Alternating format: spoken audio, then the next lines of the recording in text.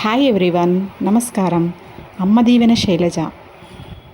Like, share, subscribe, press bell. Thank you. హర్తకు గాదు గోచర మహర్నిషమున్ సుఖపుష్టిసేయు సత్కీర్తి ఘటించు విద్యయను దివ్యధనం అఖిలార్థికోటికి భూర్తిగా నిచ్చినన్ బెరగుబోదు యుగాంతపు వేళనైన భూభర్తలు తద్ధనాదికుల పట్టున గర్వము మానుటొప్పగున్. ఇది భర్తృహరి నీతి శతకంలోని ఉత్పలమాల పద్యము. దీని భావం వచ్చేసి, విద్యాధనాన్ని దొంగలు హరింపలేరు, సర్వవేళలా అది సుఖాన్నే కలిగింపజేస్తుంది. కోరిన వారి అందరికీ ఇస్తున్న తరగక ఇంకా వృద్ధి చెందుతూనే ఉంటుంది. ప్రళయ కాలంలో కూడా నశించదు. ఇట్టి విద్యాధనము ఉన్నవారి ఎడల రాజులు గర్వాన్ని వదులుకోవడము సముచితము. దీన్ని మనం మామూలు విషయాల్లో చెప్తే, ధనము దొంగలెత్తుకపోతారు, నగలు దొంగలెత్తుకపోతారు, ఇల్లును భూకంపాలు, సునామీలు ఇవన్నీ పడగొట్టేస్తాయి, వరదలు కదా. అదేవిధంగా మన దగ్గర విద్య ఉంటే ఎవ్వరూ ఏమీ దొంగతనం చేయలేరు. అదేవిధంగా కోరిన వారికందరికి కూడా మనం విద్యాదానం చేయొచ్చండి. విద్యను ఎంతమందికి చెప్తే అంత మనకు ఇంకా వృద్ధి చెందుతుందనే ఉద్దేశంలో ఈ ఉత్పలమాల పద్య భావం అండి. అందరికీ నమస్కారం. వెల్కమ్ టు అవర్ ఛానల్ అమ్మ దీవెన శైలజ. నేను ఒక పద్యాలు కానీ శ్లోకాలు కానీ చెప్తూ నా ఛానల్ని ముందుకు తీసుకెళ్తున్నానండి. ఇప్పుడు కాకపోయినా రేపైనా కొద్దిగా సబ్స్క్రైబర్స్ వస్తారు, ఇంప్రూవ్ అవుతుంది నా ఛానల్ అనే ఉద్దేశంతో తీసుకెళ్తున్నాను. నచ్చినట్లయితే తప్పకుండా ఒక లైక్ పెట్టండి, తెలిసిన వాళ్ళకి షేర్ చేయండి.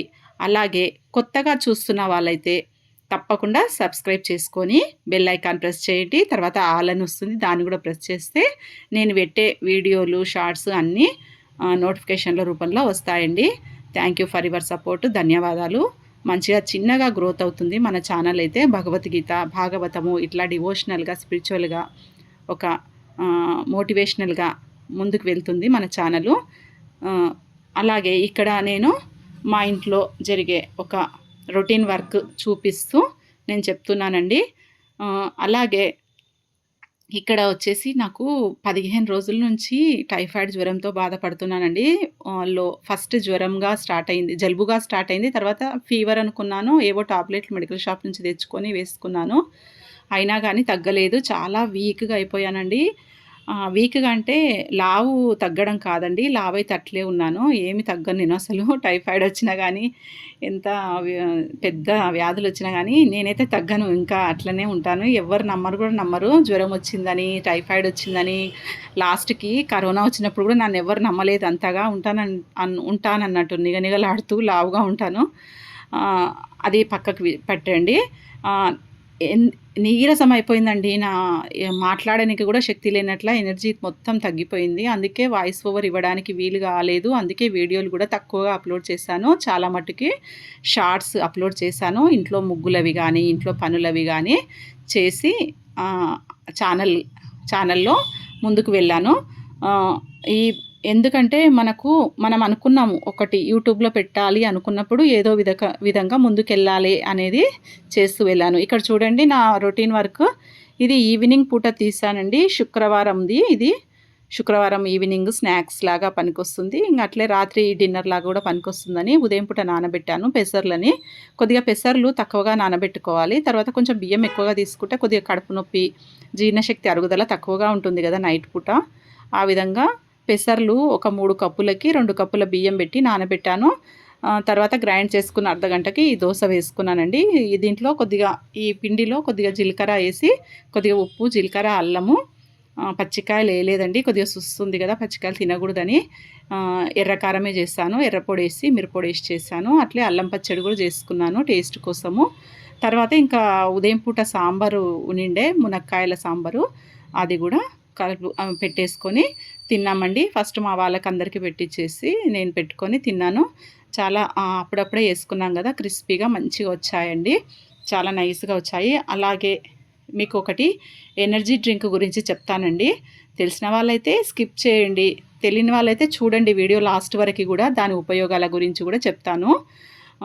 ఈ దోశ ఈ విధంగా చేశాక మరి ఇంకా నాకు ఈ విధంగా నూనె కూడా తక్కువనే వేసుకుంటున్నాను. తర్వాత వచ్చేసి మనకు బరువు తగ్గాలనుకునే వాళ్ళకి, షుగరు డయాబెటీస్ కంట్రోల్లో ఉండాలి అనుకునే వాళ్ళకి, అదేవిధంగా ఎనర్జీ తక్కువగా ఉంది అనుకున్న వాళ్ళకి, ఇంకా అదేవిధంగా ఇంకా చిన్నపిల్లలు కానీ బాలింతలకు కానీ ఎనర్జీ తక్కువ ఉన్నప్పుడు ప్రతి ఒక్కరికి పనికొచ్చే డ్రింక్ గురించి చెప్తానండి. అదేం లేదు, బార్లీ గింజలు. మన అమ్మ వాళ్ళు చేస్తారు.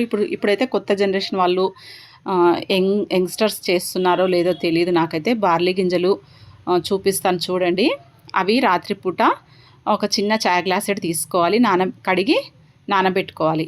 ఉదయం పూట ఒక పెద్ద పాత్రలో నీళ్లు బాగా ఎక్కువగా తీసుకొని నీళ్లు మసలిచ్చినాక ఆ గింజల్ని వేయాలండి. అవి ఉడికినాక వడగొట్టుకొని ఒక మన టేస్ట్ కోసము బెల్లమో చక్కెరనో లేకపోతే ఉప్పు ఏదో ఒకటి వేసుకొని తాగాలండి. చాలా ఎక్సలెంట్గా ఎనర్జీ లెవెల్స్ తొందరగా ఇంక్రీజ్ అవుతాయి. ఈక్వల్ టు సెలైన్ బాటిల్ అండి. సెలైన్ బాటిల్ అందరం ఎక్కించుకుంటాం కదా, అదే అన్ని ఏజ్ల వాళ్ళు ఏ జ్వరం వచ్చినా ఏ రోగం వచ్చినా ఎలాంటి సుస్థ అయినా కానీ ఎన్ని ఆపరేషన్లు అయినా కానీ డెలివరీ అయినా కానీ సెలైన్ ఎక్కించుకుంటారు కదా, అదేవిధంగా ఇది ఏమంటారు బార్లీ గంజిని తాగాలండి. చాలా మంచిది. మామూలుగా ఉన్న వ్యక్తులు కూడా తాగొచ్చు. రోజు 2-3 గ్లాసులు తాగొచ్చండి. ఆఫీస్కి వెళ్ళే వాళ్ళు కూడా ఈ గంజిని ఒక బాటిల్లో పెట్టుకొని తీసుకెళ్ళండి, చాలా మంచిగా ఉంటుంది. అదేవిధంగా లో బీపీ ఉన్న వాళ్ళకు కూడా బాగా పనిచేస్తుంది. అంటే హై బీపీ ఉన్న వాళ్ళు వాడుకోవచ్చు, లో బీపీ ఉన్న వాళ్ళు కూడా వాడుకోవచ్చు. నియంత్రణలో ఉంటుందండి. బీపీ అనేది బ్లడ్ ప్రెషరు నియంత్రణలో పెడుతుంది, ఈక్వల్గా పెడుతుంది అన్నట్లు. మీరు కూడా మీకు కూడా తెలుసా బార్లీ గింజల గురించి తెలిస్తే కొద్దిగా కామెంట్లో పెట్టండి. ఇంకా ఏ విధంగా చేసుకోవాలో చెప్పండి. నేనైతే నా అభిప్రాయం ఏంటిదంటే పాత తిండి అలవాట్లు పాతవన్నీ మనము ఇప్పుడు చేసుకోవాలండి. ఎందుకంటే ఇప్పుడు కొత్తగా ఉన్న ఆహారపు అలవాట్లు బాలేవు అసలుకి. ఇప్పుడు పిజ్జా బర్గర్లు అన్ని ఆయిల్ పదార్థాలు బయట అన్నీ తెప్పించుకొని తింటున్నారు కదా, చాలా రోగాలకు నిలయమైపోతుందండి మన బాడీ. కరెక్టే కదా. ప్లాస్టిక్ బాటిల్లో నీళ్లు తాగకండి. కొంచెం టీవీలో చెప్తున్నారు, సోషల్ మీడియాలో చెప్తున్నారు కదా. సో ప్లాస్టిక్వి ఏవైనా సరే ఏమంటారు యూజ్ అండ్ త్రో బాటిల్స్ వాడకండి. ఇంకొకటి టప్పర్వేర్ డబ్బాలు కూడా వాడకండి.